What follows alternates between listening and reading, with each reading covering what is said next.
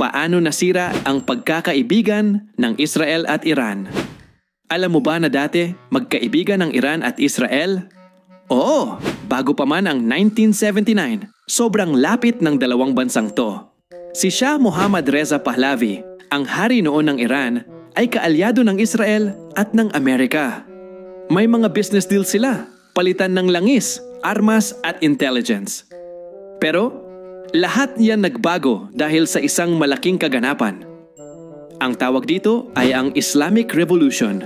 Pinatalsik ng taong bayan ang Shah at pinalitan siya ng isang matinding anti-Western na leader, si Ayatollah Khomeini. Simula nang umupo si Khomeini, idineklara niya na ang Israel ay isang Zionist enemy, kaaway ng Islam at Palestina.